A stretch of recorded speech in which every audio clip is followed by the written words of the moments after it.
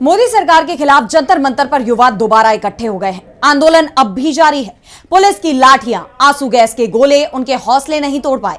लेकिन जिस तरह संसद मार्च को रोकने के लिए प्रशासन ने क्रूरतापूर्ण कार्रवाई की, उसके बाद मोदी सरकार के खिलाफ गुस्सा और भड़कता दिखाई दे रहा है। छात्रों के सपोर्ट में विपक्ष ने भी सरकार को घेरा है।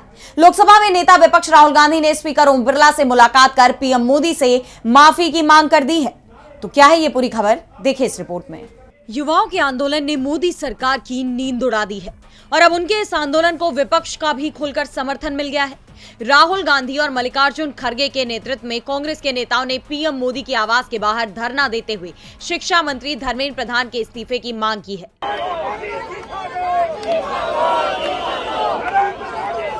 इस दौरान कई कांग्रेस नेताओं को पुलिस ने हिरासत में भी ले लिया, लेकिन यहां से एक बात साफ हो गई है कि सरकार के खिलाफ युवा और विपक्ष एकजुट हो गए हैं। खासतौर पर जिस तरह युवाओं के इस आंदोलन को कुचलने के लिए बल प्रयोग किया गया, युवाओं पर लाठियां बरसाई गई, आंसू गैस के गोले दागे गए, उसके बाद युवाओं का और विपक्ष का भी गुस्सा फूट पड़ा है। लोकसभा में नेता विपक्ष राहुल गांधी ने इस पूरे घटनाक्रम पर तीखी प्रतिक्रिया देते हुए कहा कि जिस देश में छात्र भविष्य खो दे और मंत्री कुर्सी न खोए, वहां न्याय है ही नहीं। युवाओं के खिलाफ इस क्रूर कार्रवाई की कड़ी निंदा करते हुए उन्होंने लोकसभा स्पीकर ओम बिरला से मुलाकात भी की, जहां उन्होंने इस मुद्दे पर चर्चा की मांग की। लेकिन स्पीकर ने जवाब में जो कहा, उस पर अब वो खुद ही घिरते दिखाई दे रहे हैं। राहुल ने बताया कि बिरला ने छात्रों के मुद्दे पर चर्चा के लिए पहले सरकार से इजाजत लेने की बात कही है। उनके इस रवैये पर हैरानी जताते हुए राहुल गांधी ने आगे कहा that to debate in parliament he has to take permission from the government. He is openly telling us that. ठीक है, देखिए इशू स्टूडेंट्स की है, यूथ के फ्यूचर की है, और ये जो किया जा रहा है, लोगों को मारा जा रहा है, पीटा जा रहा है, दिस इज कंप्लीटली अन। कांग्रेस सांसद यही नहीं रुके, उन्होंने पीएम मोदी की चुप्पी पर भी सवाल उठाए और कहा कि कल जो हुआ उसके लिए मोदी जी ने माफी तक नहीं मांगी है। युवा शिक्षा और परीक्षा प्रणाली के खिलाफ विरोध कर रहे हैं। पूरा देश जानता है कि शिक्षा और परीक्षा प्रणाली को दीमक ने खोखला कर दिया है। प्रधानमंत्री चुप क्यों हैं?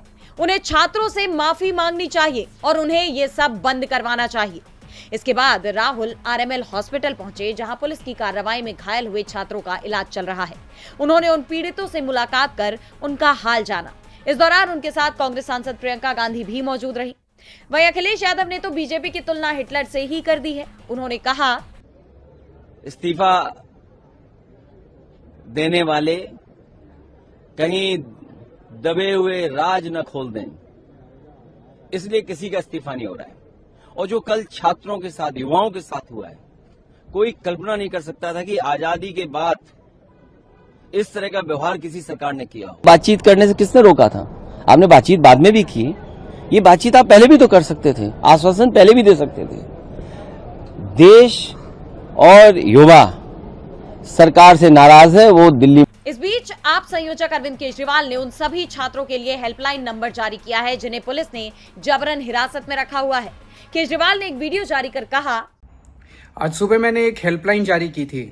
ये हेल्पलाइन है, ये देख लीजिए, इसको नोट भी कर लीजिए कि अगर कोई बच्चे गायब हैं, आपको लगता है कि पुलिस उनको किसी थाने में ले गई, आपको पता नहीं चल रहा, या किसी बच्चे को अरेस्ट किया हुआ है या एफआईआर हो गई है, तो इस हेल्पलाइन पे फोन करके आप हमसे लीगल मदद मांग सकते हैं। और हमने पूरी एक टीम बनाई हुई है लॉयर्स की, आप लोगों की मदद करने। यानी अब युवाओं के साथ पूरा विपक्ष खड़ा है। ऐसे में सरकार के खिलाफ ये आंदोलन और मजबूत होता नजर आ रहा है। डीबी लाइव की रिपोर्ट।